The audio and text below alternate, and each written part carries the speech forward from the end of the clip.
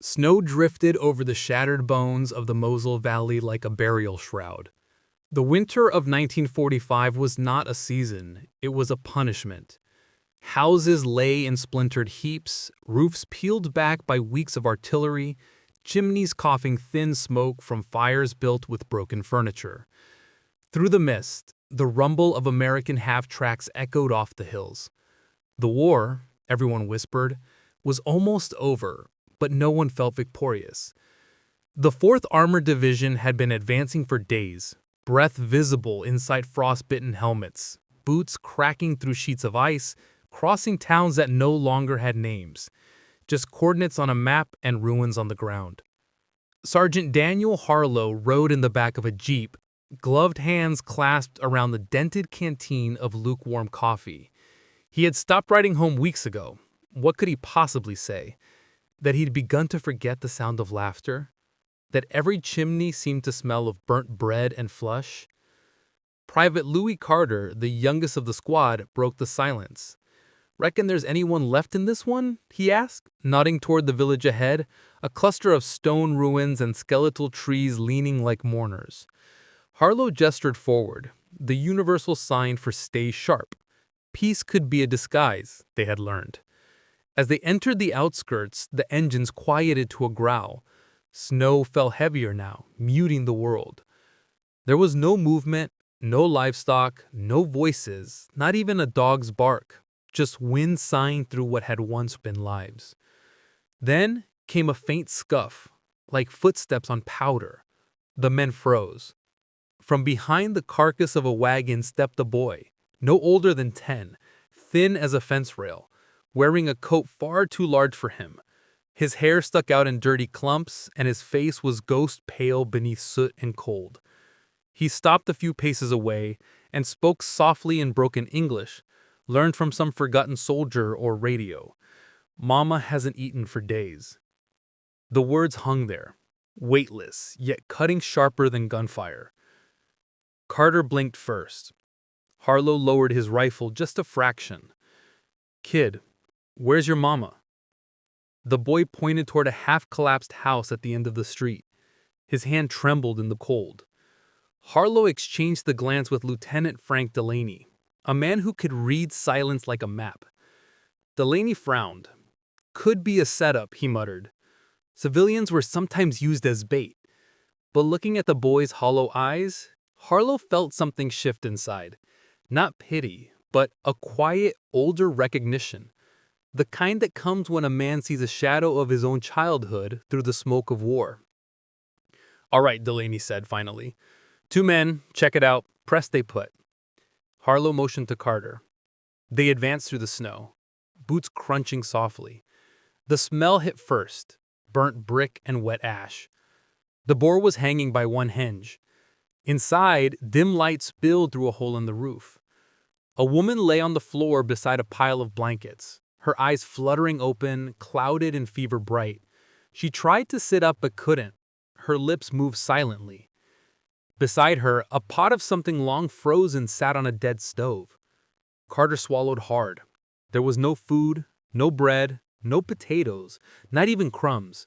Just 2 metal spoons polished by hunger. The boy appeared in the doorway, watching silently. Harlow felt the heat of shame rise under his uniform. He had marched through hell for months, but this was what the war had really done. "Get Delaney," Harlow said quietly. "Bring a ration tin." When they returned, the rest of the squad lingered outside, uneasy. Orders were clear. Civilians were not to be aided without authorization. Food was rationed, compassion was optional.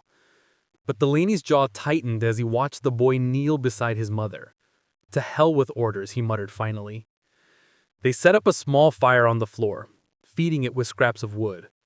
Harlow opened the can of hash, the smell, greasy and warm, filling the room.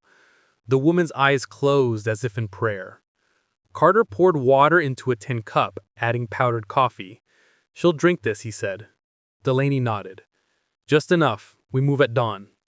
The boy cradled the cup between his hands, then lifted it carefully to his mother's lips. Her fingers brushed his wrist, a faintest motion of life. For that moment, the war receded. The men ate their own rations standing, pretending not to notice the ache in their throats.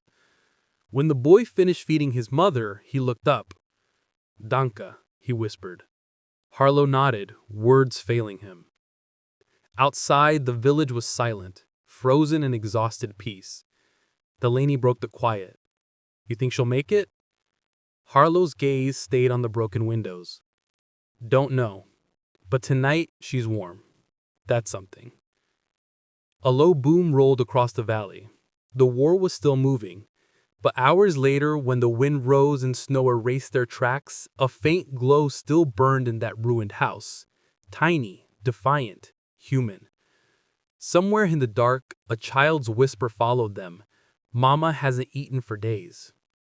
Morning crept in, colorless and hesitant.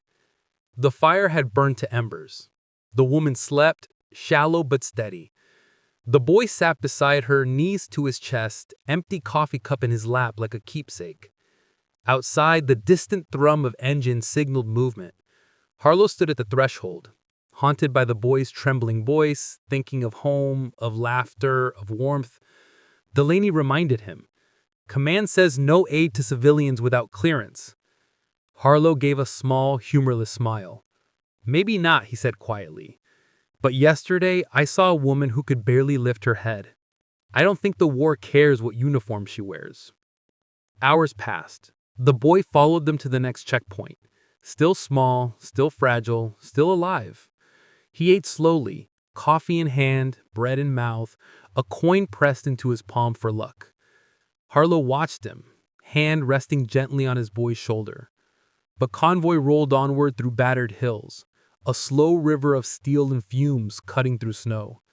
The war surged east, guns and orders relentless. But for this fleeting moment, there was warmth.